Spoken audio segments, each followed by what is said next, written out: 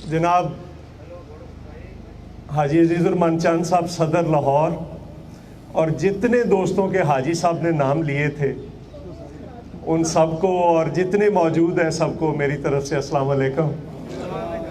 और आप सबको प्रेसिडेंट जनाब आसफ अली जरदारी साहब की सालगिरह मुबारक। मैं सिर्फ चूँकि वक्त की कमी है और मौसम की भी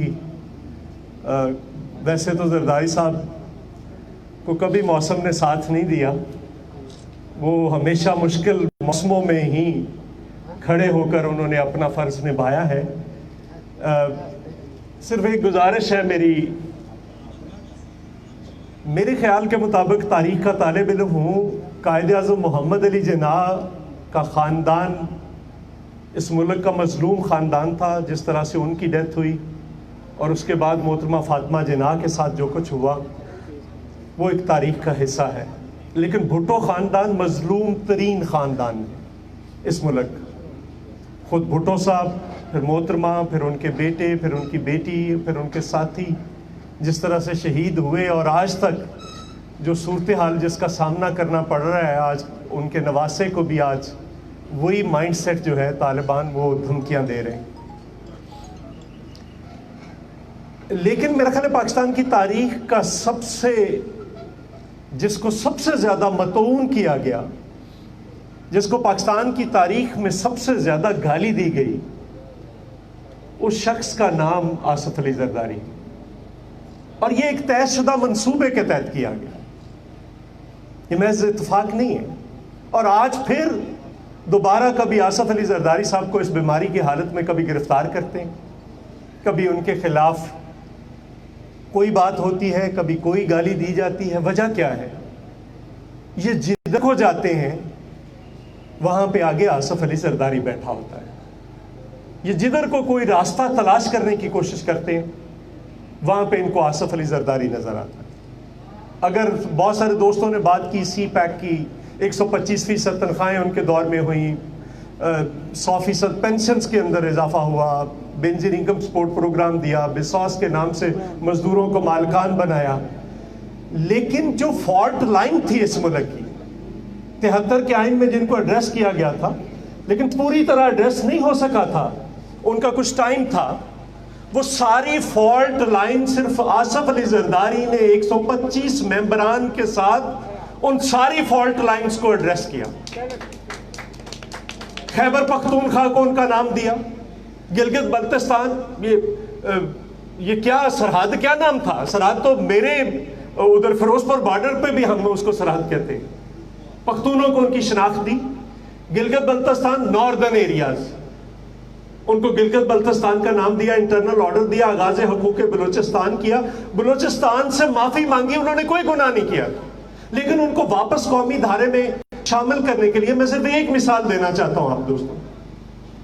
2008 के इलेक्शन में बलूचिस्तान की सारी पार्टियां बाइकआउट कर गई और आसफ अली जरदारी ने कहा कि मेरी ये सबसे ज्यादा बड़ी कामयाबी होगी कि अगर मैं जो कुछ मर्जी हो जाए, अगर मैं कामयाब हुआ तो मैं 2013 के इलेक्शन में सारी पार्टियों को अगर इलेक्शन में हिस्सा लेती हैं तो मेरी कामयाबी है, अगर नहीं लेती तो नाकामी है। 2013 के इलेक्शन में बलूचिस्तान की तमाम पार्टियों ने वापस कौमी धारे में शामिल हुई और वापस आकर इलेक्शन में हिस्सा लिया। ये अकबर बुगटी के बाद जो कुछ हुआ। और अब दोबारा NFC अवार्ड किया, 18वीं तरमीम की। आप गिनते चले जाएं, मैं मतलब पहरों गिन सकता हूं। 125 लोगों के साथ किया, कंसेंसस के साथ किया। फ्रेंड्स ऑफ पाकिस्तान का एक ऐसा फोरम बनाया दुनिया के अंदर जिसमें सारे लोगों को इकट्ठा करके इंटरनेशनली खारजा पॉलिसी को नई तरह दी। CPEC, रशिया को वापस रिवाइव किया भुट्टो साहब के बाद, बाकी ताकतों को साथ लेकर आए। लेकिन असल जो काम किया कि वो उन्होंने उन जगहों पे एक फ्रैक्चर्ड फेडरेशन थी, हमारी फेडरेशन को खतरात लाहक हो गए थे। आसफ जरदारी ने उस फेडरेशन को वापस जोड़ा, ये असल काम था।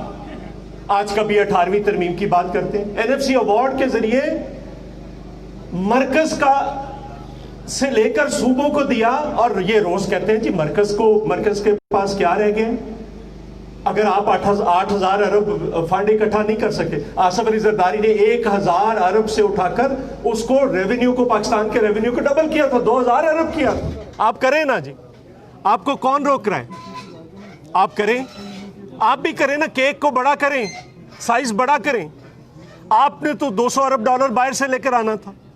آپ 20 ارب ڈالر بھی لے آتے، نہ آپ کو IMF کے پاس جانا پڑتا، نہ آپ کو سعودیہ کے پاس، نہ دبئی کے پاس، نہ چائنا کے پاس، کسی کے پاس نہ جانا پڑتا، اور آپ کو کہیں نہیں جانا پڑتا. سو اس بنیاد پر آصف علی زرداری نے اپنی وزڈم کے ساتھ جو کیا، اور یہ روز بات کرتے ہیں NFC ایوارڈ پہ.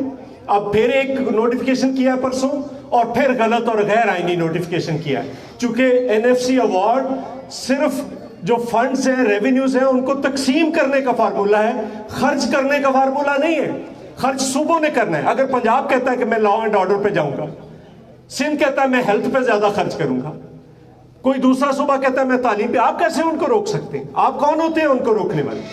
آپ سے کچھ نہیں ہو پا رہا، آپ فیل ہو گئے. 2 سال کے اندر ہر فرنٹ پہ آپ فیل ہو گئے.